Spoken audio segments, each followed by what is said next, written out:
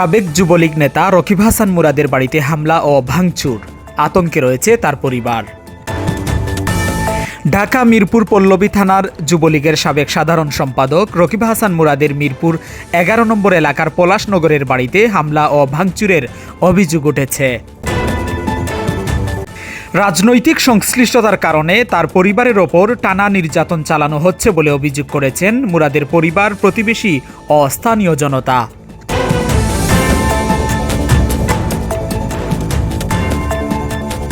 স্থানীয় সংবাদদাতাদের কাছ থেকে জানা যায়, গত ১১ ডিসেম্বর বৃহস্পতিবার ২০২৫ সালে অজ্ঞাতনামা হামলাকারীরা মোহাম্মদ রকিব হাসান মুরাদের পলাশনগরের নিজ বাসায় হামলা চালায়।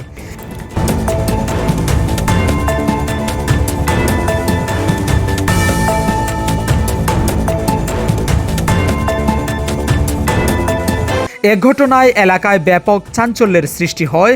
স্থানীয় লোকজনের মধ্যে এখনও ভয়ভীতি ও উৎকণ্ঠা বিরাজ করছে। হামলাকারীরা তাকে বাড়িতে না পেয়ে বাড়িঘর ভাঙচুর করে ব্যাপক ক্ষয়ক্ষতি সাধন করে এবং তাকে মেরে ফেলার হুমকিও দেয়। একই সঙ্গে বেনামাপত্র ও কাফনের কাপড় রেখে যায়। এ বিষয়ে তার পরিবার পল্লবী থানায় একটি সাধারণ ডায়েরি করেছে বলেই জানা যায়। ঘটনার বিবরণে আরও জানা যায়, হামলাকারীরা স্থানীয় রাজনৈতিক গোষ্ঠীর মদদপুষ্ট হয়ে প্রতিহিংসাস্বরূপ এমন নেক্কারজনক ঘটনা ঘটায়। দুর্বৃত্তরা দল বেঁধে এসে দেশীয় ধারালো অস্ত্র, রামদা ও চাপাতি হাতে নিয়ে হামলা চালায়। তাদের হাতে অস্ত্র থাকায় স্থানীয় লোকজন বাধা দিতে ভয় পায়। স্থানীয় সূত্রে আরও জানা যায়, এর আগেও বেশ কয়েকবার তার বাসায় হামলা করা হয়েছে।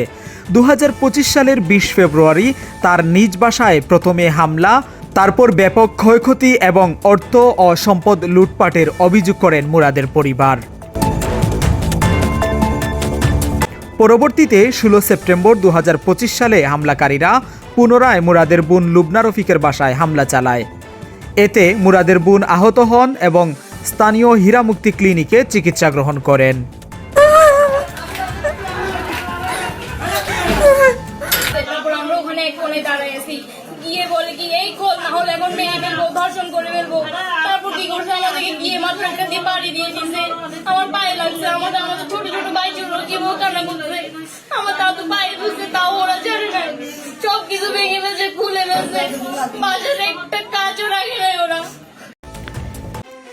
এরপর থেকে নিরাপত্তার স্বার্থে তাকে আত্মগোপনে থাকতে বাধ্য হতে হয়।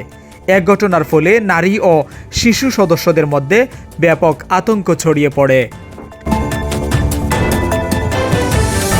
মোহাম্মদ রকিব হাসান মুরাদের প্রতিবেশী আহসান মোল্লা জানান, রাজনৈতিক সক্রিয়তা ও যুবলীগের পদে থাকার কারণে মুরাদের বাবা এবং মোহাম্মদ রফিকুল ইসলাম আওয়ামী লীগের সঙ্গে জড়িত থাকার কারণে তাকে লক্ষ্য করে বারবার হামলা চালানো হচ্ছে। এরই ধারাবাহিকতায় তার বিরুদ্ধে ২টি মিথ্যা মামলা দায়ের করা হয়েছে, যার একটিতে মুরাদের স্ত্রী আসামি।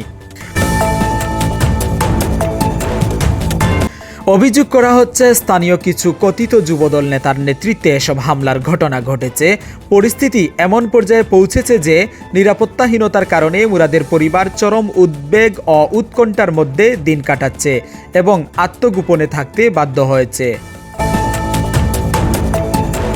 পরিবার ও স্থানীয় লোকজনের সঙ্গে আলোচনা করে জানা যায়, মোহাম্মদ রকিব হাসান মুরাদ বর্তমানে লন্ডনে অবস্থান করছেন।